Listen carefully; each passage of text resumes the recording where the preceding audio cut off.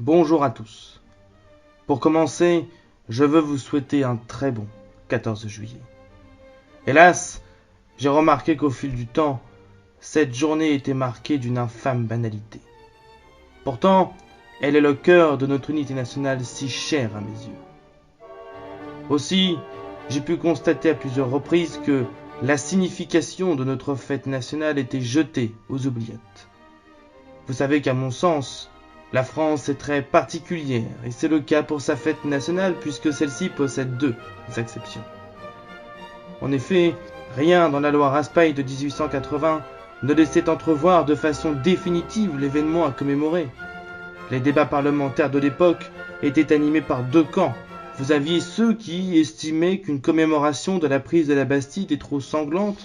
A contrario, le consensus était atteint avec celle de la fête de la Fédération. Celle-ci s'est déroulée le 14 juillet 1790. Un an après la prise de la Bastille, en la présence du roi de France, Louis XVI, ce premier anniversaire est marqué par une unité et une réconciliation nationale. Pourtant, tout ceci semble si loin et en même temps si proche de nous. Le chemin que traverse notre pays nous fait comprendre ô combien l'unité et surtout la réconciliation nationale est de rigueur. Certains souhaitent la raviver pour faire barrage par un dit front républicain. Certains veulent utiliser la dite cause écologiste, sociale ou sécuritaire. Cette unité nationale doit être l'objectif de tous les politiciens. Mais bon, il vaut mieux diviser pour mieux régner. L'unité nationale doit être notre mot d'ordre. Aujourd'hui, un jeune 21e siècle nous fait face. Il doit être le siècle de notre retour, de la puissance, de la grandeur française. Sans cette unité nationale, nous pouvons dire adieu à notre rêve d'indépendance. Alors je vous le demande, où est votre rêve d'indépendance ? Sans ceci, la France ne pourra pas faire face aux immenses défis qui se dressent devant elle. Pour contribuer à cette unité nationale, nous allons passer à l'action. Au lendemain du premier tour de l'élection présidentielle, j'ai lancé l'opération Phénix. Celle-ci a pour vocation de constituer un groupe de personnes autour d'une certaine idée de la France. Depuis le 11 avril 2022, un comité stratégique, plus communément appelé le comité stratégique Phénix, a engagé les démarches numériques et idéologiques pour faire naître notre mouvement politique Phénix. La présidence sera assurée par ma personne, secondée par une formidable équipe qu'incarne le CSP. Il s'agit de l'institution mère de notre mouvement, composée de 9 personnes. J'espère qu'il aura vocation à s'étendre pour renforcer, améliorer notre stratégie pour mener à bien notre action. Celle-ci est relativement simple. Nous avons une ambition. Elle est immense. D'ailleurs, elle ne se limite pas à l'échelle municipale, départementale ou régionale, elle est nationale. L'année 2022 a été marquée par l'élection présidentielle. Nous avons tous constaté qu'un camp national était en mouvement, qu'il s'était réveillé. Et pourtant, il n'a pas gagné. Entre celui qui tient une carrière de polémiste derrière lui, celle qui a son nom de famille comme véritable boulet, et celle qui se revendique prétendument gaulliste, il ne fallait pas espérer grand-chose. Ainsi, nous allons reprendre le flambeau. Cette vocation n'a pas pour objectif de transformer notre mouvement en républicain, en RN ou en reconquête bis.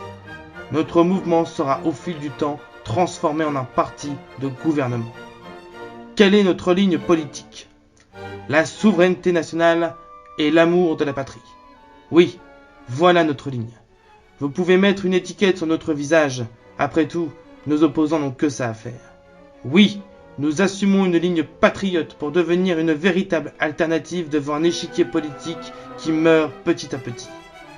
Depuis des années, le camp national a été humilié, réprimé et insulté par une dictature idéologique d'une gauche profondément répugnante et décadente qui a abandonné ses fondamentaux patriotiques et laïques pour le clientélisme politique.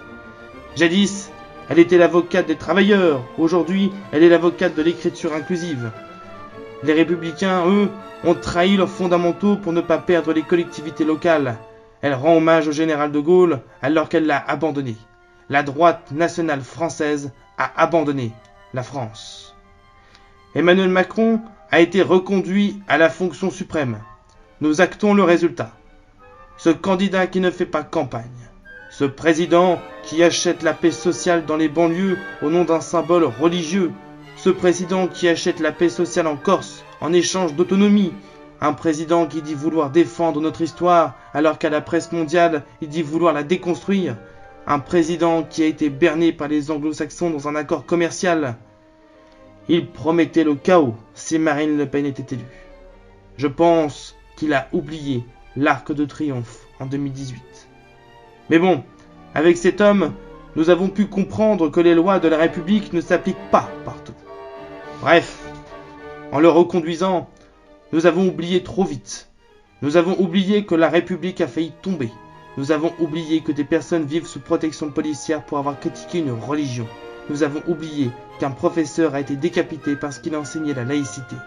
Nous avons oublié que les jeunes doivent aller auprès de différentes associations pour se nourrir. Bref, la France et les Français sont l'essence de notre mouvement. Nous nous battons pour eux. Nous nous engagerons partout, en métropole comme en outre-mer.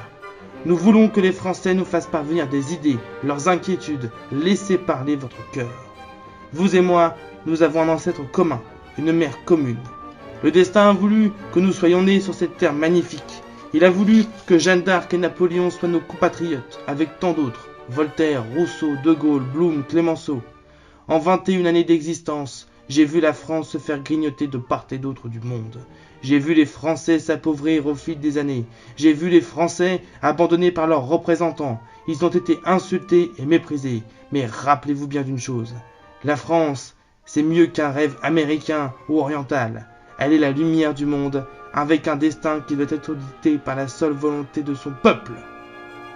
La France ne deviendra pas un département intégré à une nation européenne qui n'en sera jamais une. La France ne sera jamais le bout de la queue du géant asiatique. La France ne sera jamais asservie au président des États-Unis. La France rime avec indépendance et puissance. Voilà notre action. Rendre à la France sa grandeur, sa puissance et son honneur. Redonner une fierté aux Français. La fierté d'où ils viennent, la fierté du drapeau, de l'hymne et de la fraternité. La France est-elle vouée à l'échec?